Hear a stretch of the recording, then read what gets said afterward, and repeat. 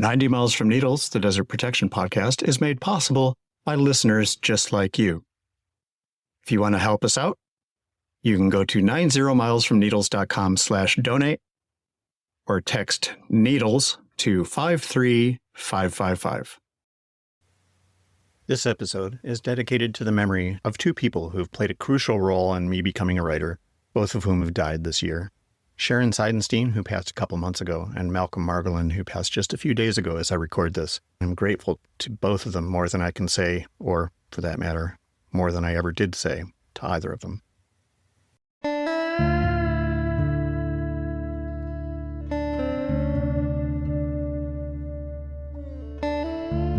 Think the deserts are barren wastelands? Think again.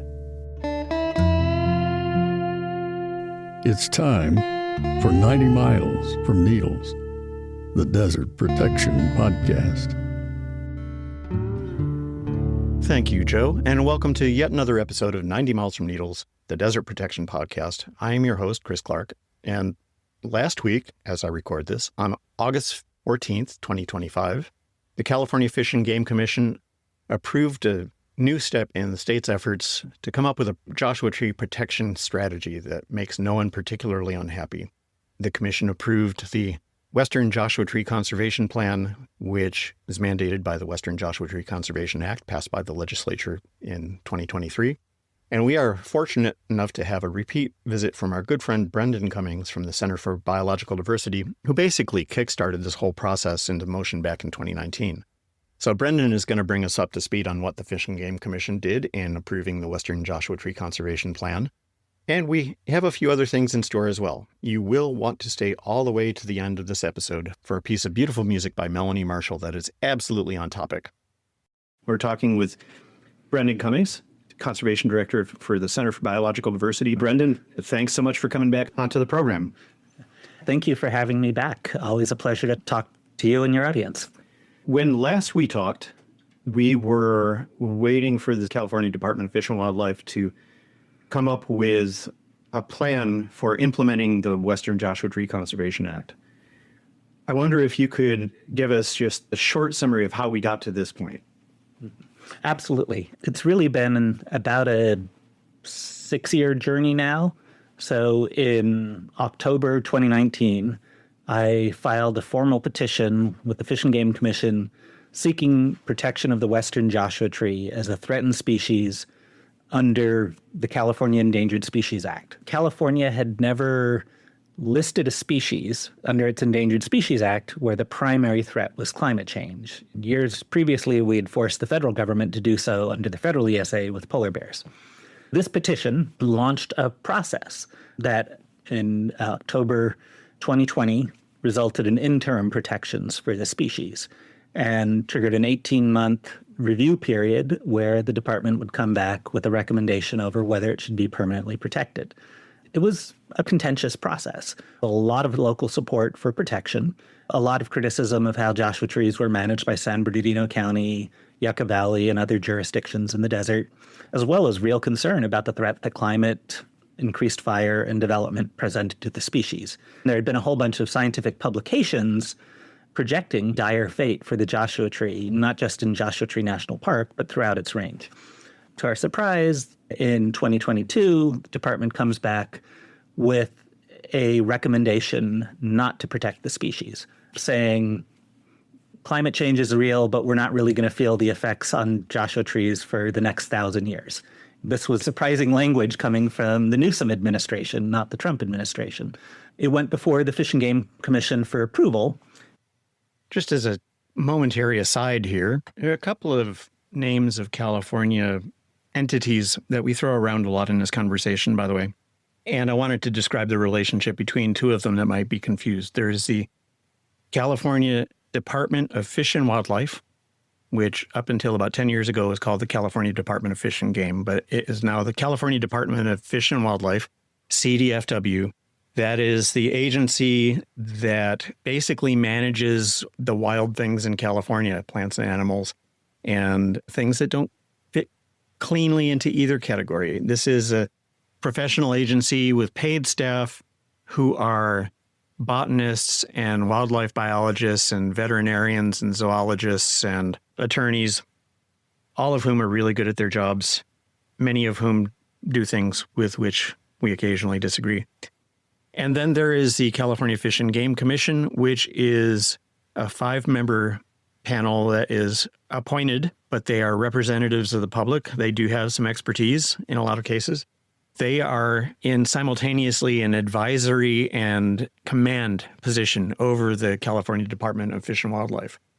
In this particular instance, the Fish and Game Commission is responsible for determining whether or not a species is in big enough trouble to be protected under the California Endangered Species Act. And it's up to CDFW to turn those decisions of the Fish and Game Commission into actual policy and implement them. Back to the interview. And because of a resignation, the 5-member commission was down to 4. And in a rather dramatic day and a half, we ultimately ended up with a 2-2 split, where the lawyer and scientist on the commission recognized it qualified for protection, and the 2 others, who were more subject to political pressure at the time, voted against it. We were deadlocked. Interim protections persisted. And then what do? How do you break the deadlock? One thought was there would be a 5th commissioner appointed, and there ultimately was. There was enough support for protecting the Joshua Tree that going back to the status quo of no state protection was politically unacceptable, but the actual regulatory repercussions of full protection under CISA were also deemed too difficult, too expensive, particularly for the large-scale solar industry and other developers. And what came out of all this ultimately was the Western Joshua Tree Conservation Act, signed into law in July 2023. That law did several things, but fundamentally, it was the first state law by California that recognized the climate threat to biodiversity and made a specific commitment to protect the Western Joshua Tree in the face of the threats it faces. The overriding threat, of course, is climate change. We also have increased fires fueled by invasive grasses.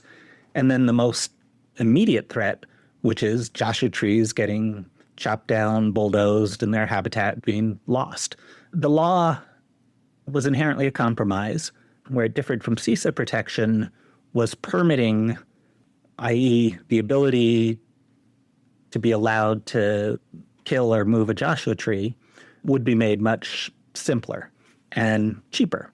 That's why solar companies and others were able to sign off on it and how we got it passed. The trade-off for that was a much more rigorous public process. We would have a actual conservation plan that would flesh out everything we needed to do to save the species. We'd have periodic reviews and reassess what the permit fees should be to make sure they're raising enough money to preserve the land and do the management actions necessary to save the species. That took us from 2019 when I started to 2023 when the bill passed. Since that time, the department, as required by the law, produced that conservation plan. They did a lot of public outreach in the initial process. They reached out to tribes, as the law required them to do, got that input, and in December 2024, came out with the draft conservation plan. It was generally quite a good plan, much better than the typical federal recovery plan. If we do everything that draft plan said, we have a much better chance of saving the Western Joshua tree. The act also required public process and that it get approved or disapproved by the California Fish and Game Commission. They set a series of hearings for it over the course of this spring and summer. What we saw during that time was an orchestrated backlash, not so much against the plan, but against the very idea that Joshua trees deserve protection. This came from San Bernardino County, the town of Yucca Valley, and various types of developers. The general gist of it is protecting the Joshua tree is too expensive, too difficult, too time-consuming to get permits. While having the law in place and having a permit scheme, it does create additional process and additional requirements that weren't there before we had that law.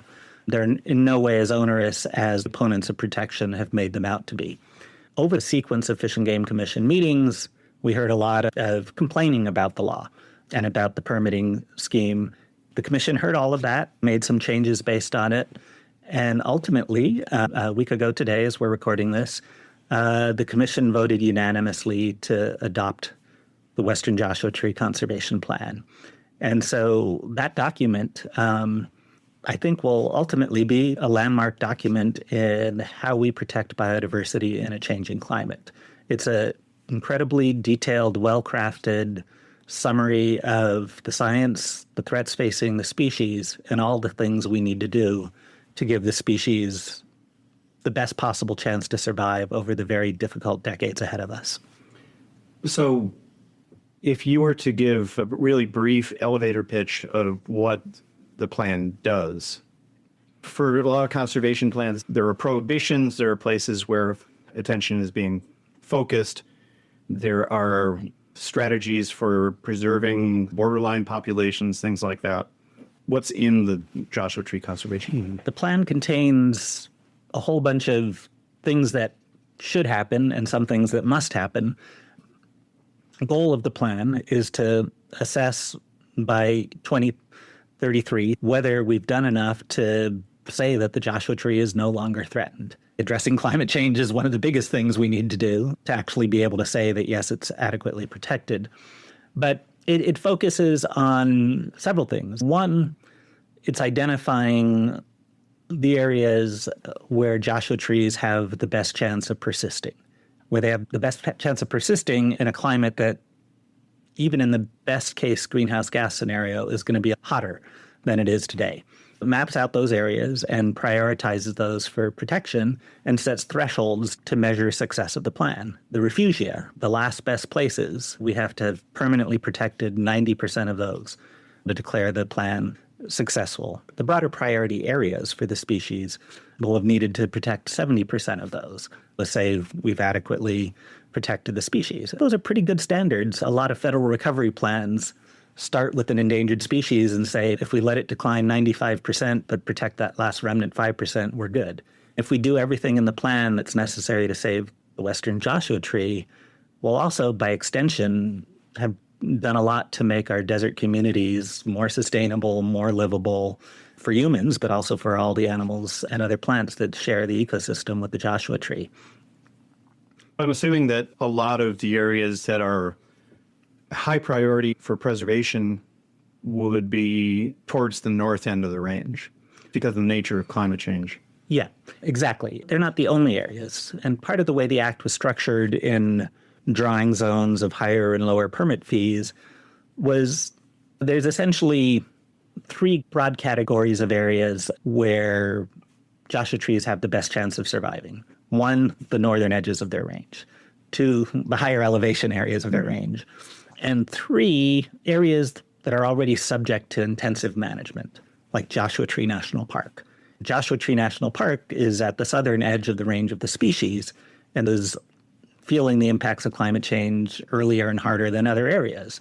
But we're not going to write off Joshua trees in Joshua Tree National Park. Right. You know, the broader we, it may not be this federal government, but a future one, along with the state of California, is committed to ensuring that Joshua Tree National Park maintains Joshua trees, and we can do that.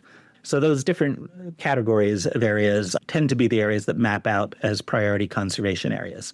And one thing I'll say also about that, there's a tension that comes up when trying to protect climate-threatened species. On one level, all species are climate-threatened at this point, but some are more sensitive and we know they're already in trouble.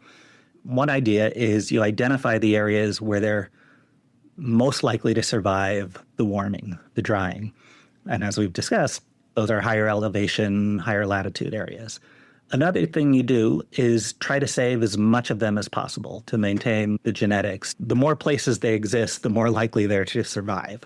And so there's a tendency to be like, well, if they're only going to survive in this 10% of the range at higher elevation, why don't we just develop the other 90%? Putting all eggs in that one basket, obviously, is not a wise way of ensuring the conservation of the species. If anything would underscore that, it would be what we spent our last episode on, which was the 5th anniversary of the Dome Fire in Mojave National Preserve, as different species of Joshua tree, not subject to this law, but the best protected places can be subject to catastrophic losses of individuals of the species, for sure. Yeah, absolutely. Joshua Tree National Park, the mapping of the best refuge areas, depending on how you map it, close to half of that has already burned to some degree. Some areas that once were dense woodlands are now very sparse, non-native grasslands. We can hopefully figure out how to reduce the impacts or frequency of fire in Joshua Tree habitat, but we're not going to stop it. Right. At any given time this summer, it feels like some area of Joshua Tree habitat along the north slope of the San Bernardino or San Gabriel Mountains or in the West Mojave or Antelope Valley is on fire. So what does this look like for the edge populations? The fire makes me think of the westernmost groups of Joshua trees, which are significantly more fire adapted than other places. I'm thinking of the westernmost actual grove of Joshua trees, which is right off Interstate 5 in the Grapevine, which burned to the ground completely in probably 04 or 05. By the time I got there in 06, every single burned tree had multiple stone sprouts coming out. So they're close to the coast ranges. They're used to fire. Is there any recognition of differing levels of different dangers for populations like that? There is, but it's not really fleshed out in the plan. People working on it are aware of that. Some of the best areas where Joshua trees are more likely to survive, the north slope of the San Gabriel and San Bernardino Mountains. There you have Joshua trees on the floor of the Antelope Valley and the West Mojave, and they move up through the transition zone, and some get quite high up the mountain. But those higher elevation areas where the Joshua trees are more protected from desiccation from the heat, which is already stopping reproduction in other areas, are incredibly flammable because of the other species that co-occur with them, in addition to the non-native grasses. It's going to be tough, and we need to protect as many areas. There's recommendations in the plan to figure out the genetics of the species to make sure, are there ones more adapted, more fire resilient, or more drought resilient?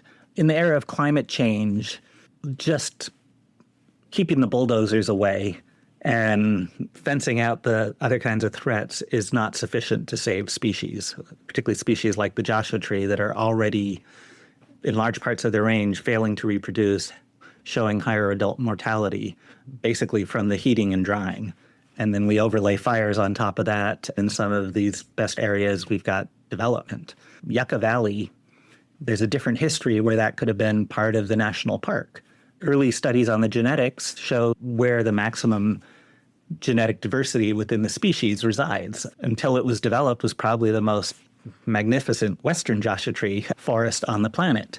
Now we're fighting over how to put a sewer system in a way that's least damaging to Joshua trees in that community. So about that, what are the disincentives like, or the permit fees for homeowners, which is who I've heard most of the complaining from, or on behalf of, allegedly on behalf of? What does this plan mean for a typical property owner in western Joshua tree forest habitat that isn't necessarily interested in bulldozing the entire property, but wants to build an addition on their house? Or, you hear about the problems with dead Joshua trees not being able to be removed if they're perceived as a threat to public safety or personal safety. Under the law, there's a free permit system in place for hazard trees, dead tree removal. So a dead tree in your driveway, on your property, or a live tree that's too close to a power line, too close to your house. There's a straightforward provision. Go online to the CDFW's Western Joshua Tree website. You can do an online permit and get a free permit to do what you need to do to that tree, to haul away the dead tree or get the live tree trimmed. So hazard trees, that argument by opponents of protection is disingenuous, or at least based on not understanding the law. For live trees, where someone wants to build something new, and that building requires, I'll say in quote, removing a Joshua tree. The ideal of a permit scheme, and really all endangered species protection, is, the three parts: avoid, minimize, mitigate. can you build it without harming a Joshua tree? If the answer is yes, then that's the desired outcome. Hopefully this spurs people who build a deck or an accessory structure to think, is there a way to design this to not kill any Joshua trees? I hope that anyone living in the high desert communities at least appreciates Joshua trees enough to minimize the number that they kill. You could drive through our community and see the new houses and the new Airbnbs springing up, and that's unfortunately not the case. So those that can't be avoided, you apply and get a permit to remove them. Those permit fees are quite low, depending on the zone you're in, but it's a little over $100 for a small tree, $250 for the majority of the trees, a little over $1,000 for the bigger trees. May sound like a lot, but on the scale of what it costs to build a house or an accessory structure, it's a pretty minimal amount. And if you compare it to local ordinances on protecting oaks, where in parts of LA County, if you're going to cut an oak tree, you're paying $15,000 versus if you're going to kill a Joshua tree, you're paying $100 to a few $100s. So a lot of that criticism, outrage, I think is overblown.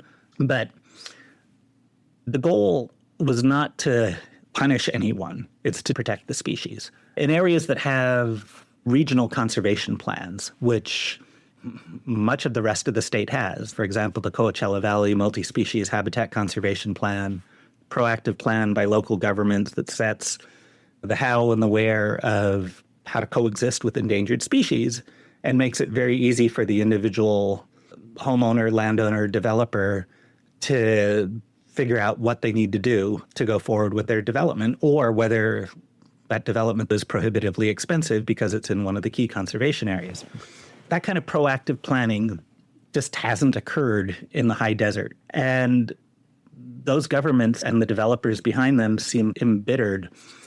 Rather than enter the processes that would make permitting easy, cheap, and straightforward for their residents, instead try to generate backlash. It seems like they're consciously, or at least negligently, inflicting pain on their own constituents by making the permitting harder than it needs to be, by not participating in the process or doing these programmatic permits that the rest of the state has demonstrated they're wholly capable of doing. What would that mean for a company that wanted to come in and do some infill building in Yucca Valley? Say there's a car dealership that wants to expand into an area that they own and it's got 35 mature Joshua trees on it. What would that mean the developer has to do? And I assume that there's money going somewhere. What does that money pay for? In that example of a commercial development, the thing to remember is almost every commercial development has to comply with CEQA, the California Environmental Quality Act. And if there are endangered species that will be taken, CISA, or in case of Joshua trees, CISA or the Western Joshua Tree Conservation Act. So that project is already going through environmental review. Whether that review is adequate is a separate question, but we assume it is. It goes through environmental review, public process, identifies the impacts. Even in the absence of the Joshua Tree Act or CISA protection, if we had functional local government that followed the law, they would have identified the Joshua trees as a significant impact and required avoidance or at least minimization by relocation. Now, under the Act, you get pretty much the same result, except that they need a permit from the department. That permit's pretty easy to get. They do a census of the trees and the various size classes and pay a per tree fee, which then goes into the Western Joshua Tree Conservation Fund, which is overseen by the department and is used to take actions to conserve the species, primarily the protection of land.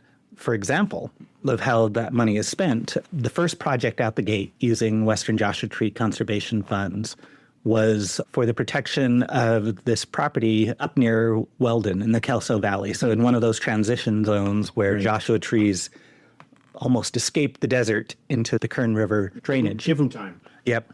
And this was an area, it was a property that called the Bob Rabbit property, after Bob Rabbit, who a century ago was one of the last native rain doctors known throughout native communities, not just in California, but in Arizona as well. Brendan went into a little bit more detail about this land acquisition, but I thought, just in the interest of going upstream to the source, so to speak, that we should probably turn to Robert Gomez, chairman of the Tibat-Telabal tribe up in the Kern River drainage, who gave public comment at the August 14th meeting of the California Fish and Game Commission, talking about the Bob Rabbit property, and his comments were wonderful. So here they are. Robert Gomez, chairman for the Tibat-Telabal tribe from the Kern River Valley. And just want to make a couple of comments here in regards to your plan. You guys have been doing a lot of good work. Keep it up and look favorably on this project. And we'll continue. A lot of issues came up, and I'm glad they came up because I have a lot of ideas in my head right now as to how I think the tribe can contribute to the success of this program. But let's go back a little bit. If I know my history, when the Mormons came over, and I think they named the Joshua tree, I like to think that they were thinking Umambil, which means Joshua tree in our language, Pacanil language. And I would like to think that they were probably saying Ungumbal tu Tekabal, which means the tree that goes up in the sky, touches the clouds. So with that, I want to look at the cultural aspect of the Joshua tree for our particular tribe. We started working with the Native American Land Conservancy several years ago in regards to an area called Bob Rabbit allotment, which was an Indian allotment out in the South Fork of the Kern River Valley in Kelso Creek Canyon. Bob Rabbit area, we used to call the old man, I didn't know him, of course, Dad knew him. We used to call the old man Sewit. Sewit means jackrabbit in our language.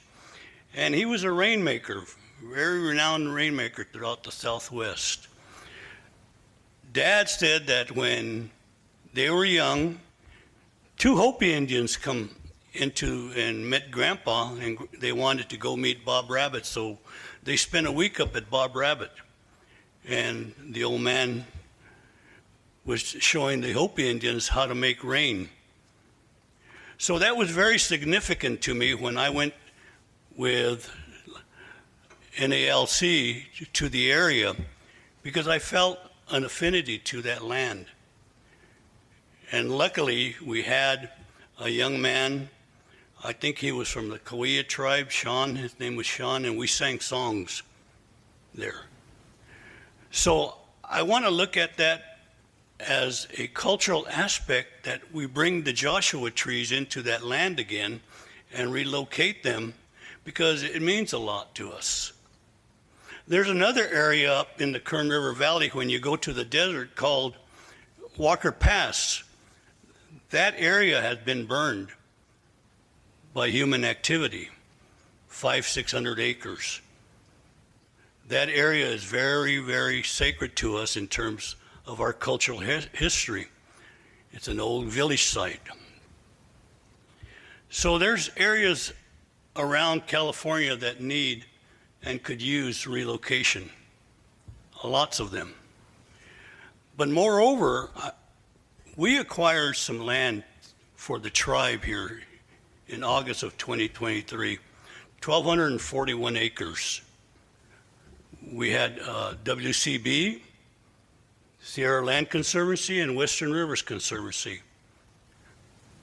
bought the land for us, gave us the grant deed, because our tribe, just like you guys, believes in conservation of the land, protection of the land, perpetuity of the land.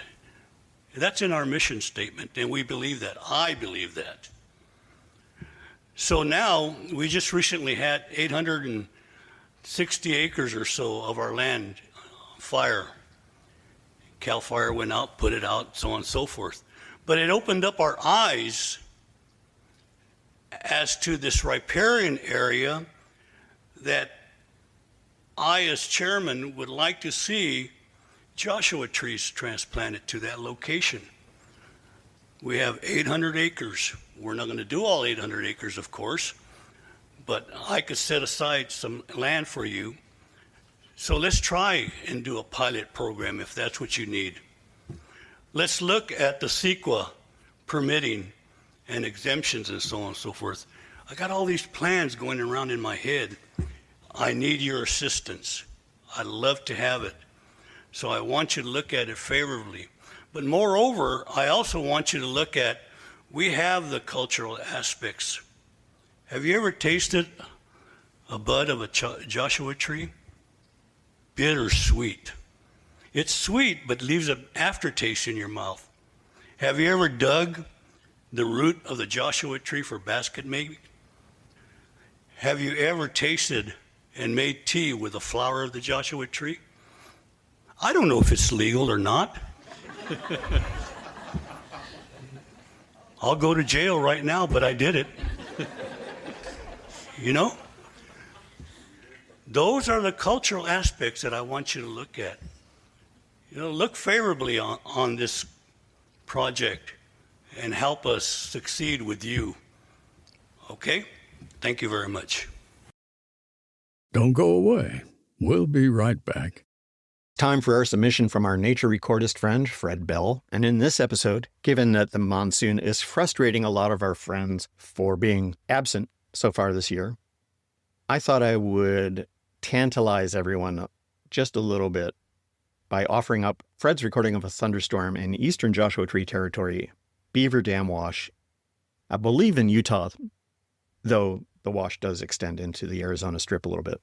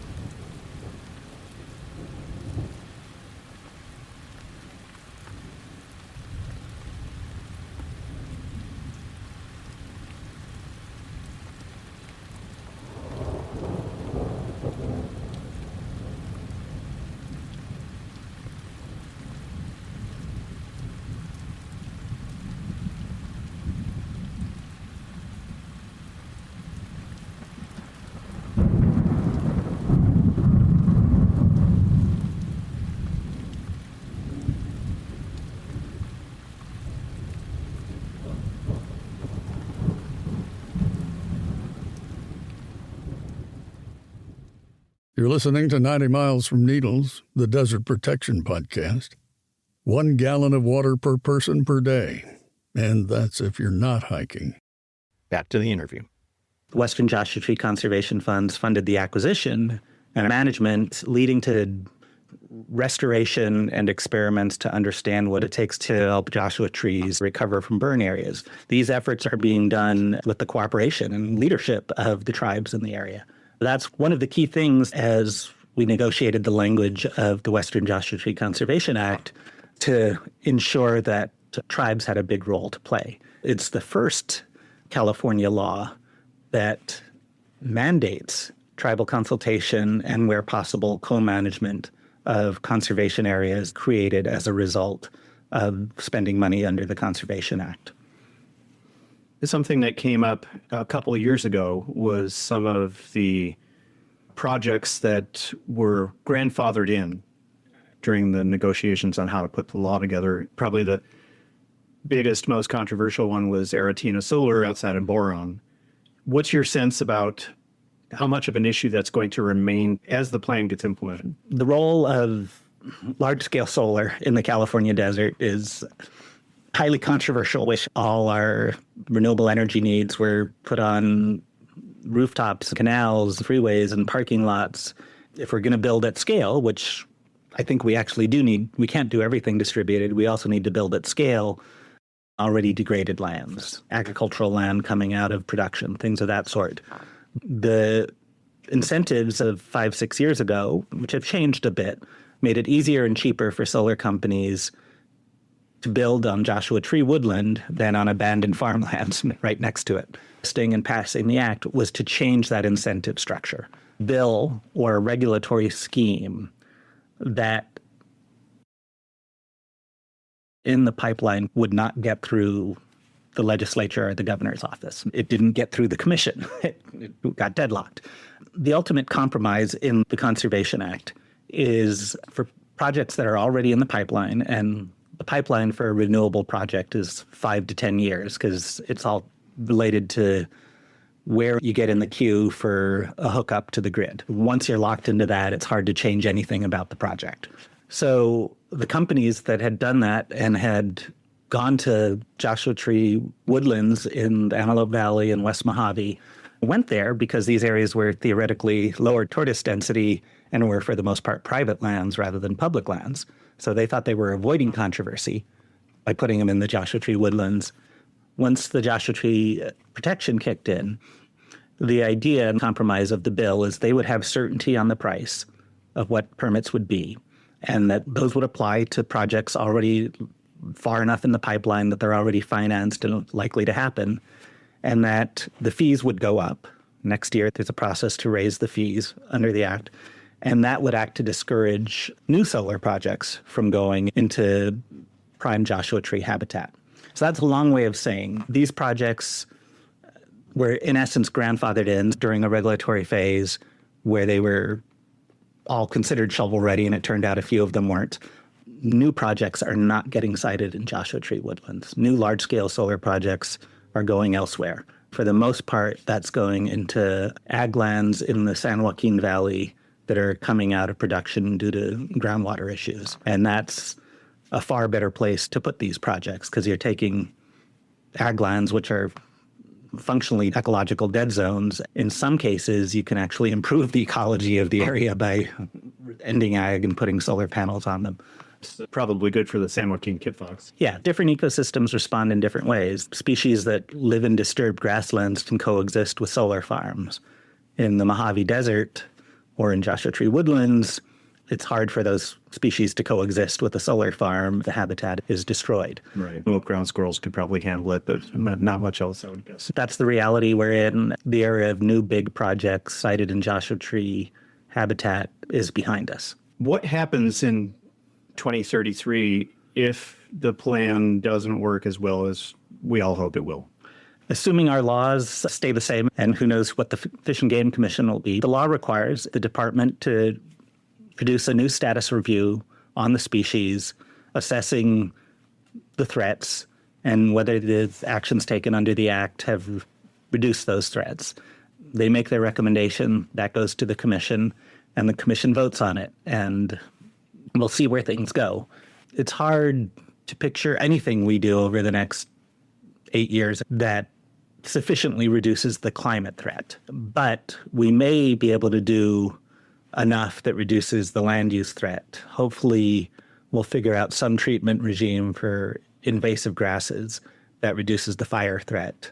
If we electrify our energy sources and our vehicle fleet, we will no longer be pumping nitrogen into the air, which acts as a fertilizer for all these invasive grasses, which fuel the fire risk. Fire is a somewhat solvable problem, at least in the true desert parts of the Joshua Tree range. It's a little harder in the more fire-prone ecosystems.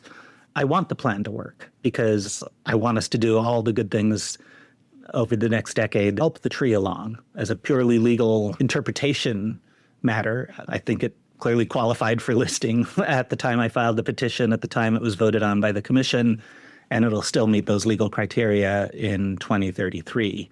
But I hope it doesn't need the additional protections of CISA in 2033 because the Western Joshua Tree Conservation Act will have addressed all the threats that we can actually address through wise land management.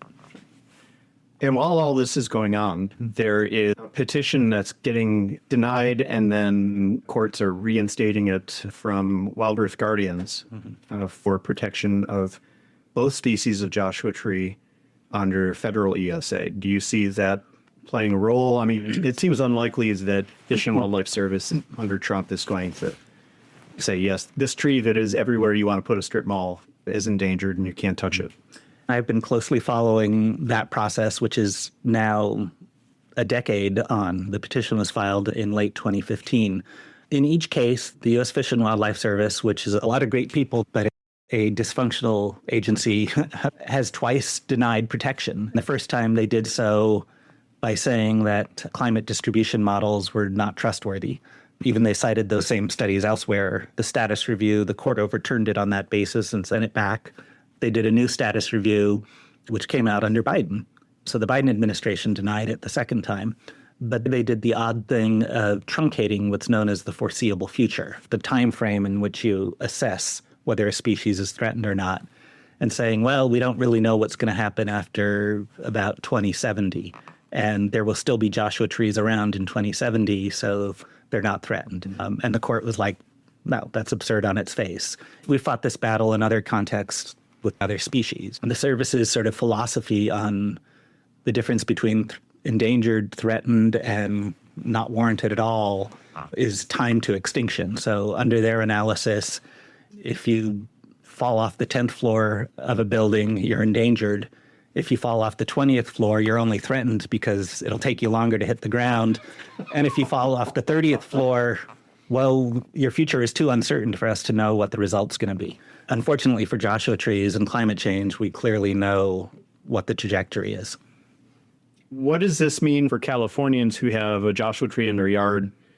As a candidate species, it's protected under CISA. Does the Conservation Act have any effect on things like Joshua tree fruit falls from a tree in your yard, you pick it up, you sell it to somebody on eBay for Joshua tree seeds? Short answer, the way the Conservation Act works and the take prohibitions of the Conservation Act are identical. It bans the take, it bans the possession of species.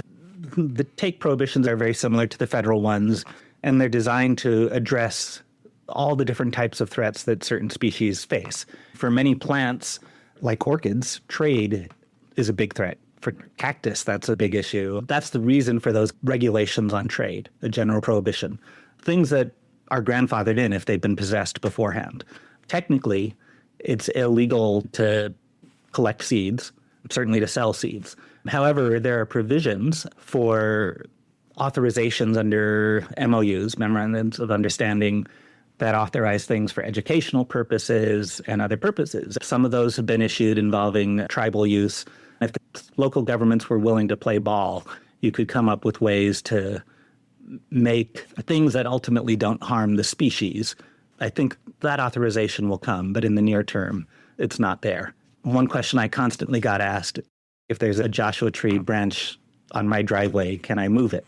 Now there's a simple online permit to cover yourself legally to do it. If you can move it without possessing it, kicking it off your driveway, you probably don't need a permit. The result is the enforcement the department will do about willful acts of removing Joshua trees without permits. The goal of this whole protection effort was not to stop people from appreciating and living among Joshua trees. It was to force better management and planning. How are we going to get this species, and by extension, our desert communities, through the difficult decades ahead of us, given climate change? I think this plan lays out a solid blueprint on how to do that. The next step is to ensure that it actually gets implemented.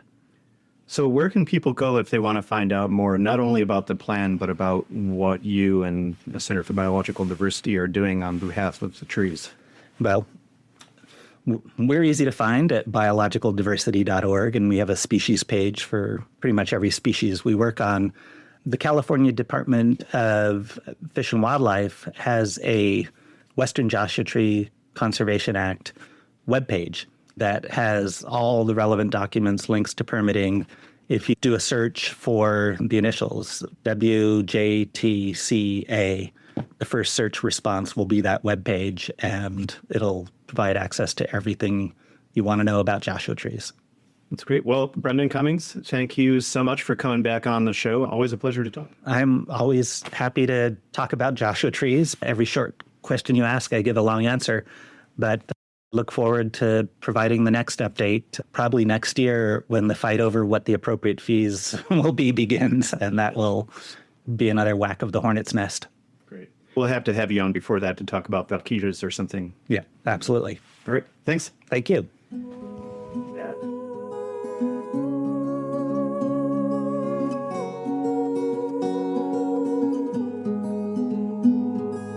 I always wondered how you brave the thunder on wild Mojave nights. Wind blown and twisted, you somehow persisted to meet first morning light. Joshua Tree, you only look half as weary as me. Joshua Tree, sky full of stars, just out of reach.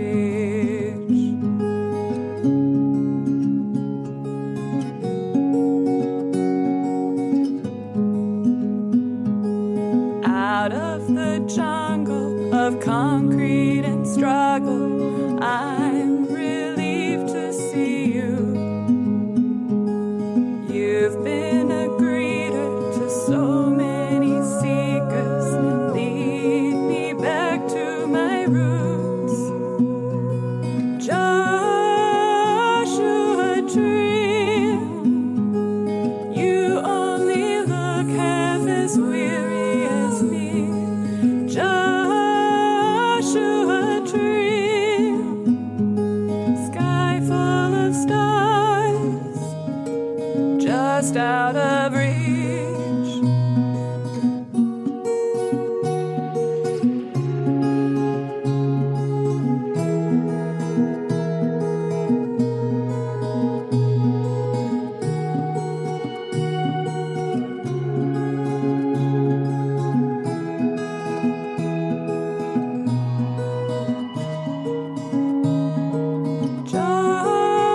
Joshua Tree,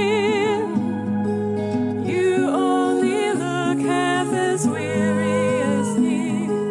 Joshua Tree, sky full of stars, just out of reach.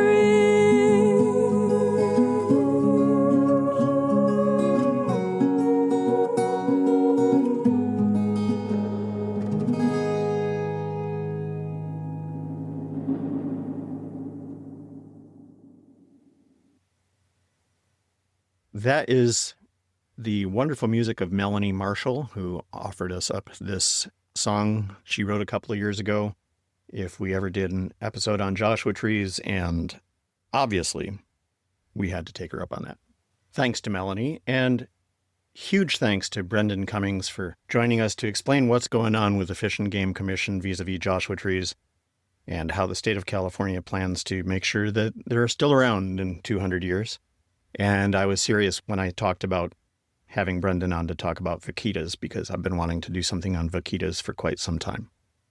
Also want to thank Joe Jeffrey, our voiceover guy, Martine Mancha, our podcast artist, and Fred Bell, our Nature Sounds recordist. That was a great thunderstorm, Fred. Also want to thank Gretchen Grunt, who is our new donor today. And she's been a donor in the past, but she came back. Gretchen's a good friend and a pillar of the 29 Palms community, and Gretchen, your support is extremely appreciated. Our theme song, Moody Western, is by Brightside Studio.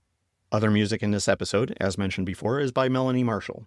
And with that, we bring this episode to a close. Just extremely grateful for your listening. New episodes to come, and I'm out the door to head up to the Bay Area for the weekend for Sharon's memorial service / gathering / tribute. I'm not sure what her family is actually calling it, but oddly looking forward to seeing a bunch of people I haven't seen in 20 years. Remember that regardless of the drama that may be in your life at the moment, regardless of annoyances or vexations, you will be remembered for the good you did and for how you made people feel. So make people feel good. See you next time. 90 Miles from Needles is a production of the Desert Advocacy Media Network.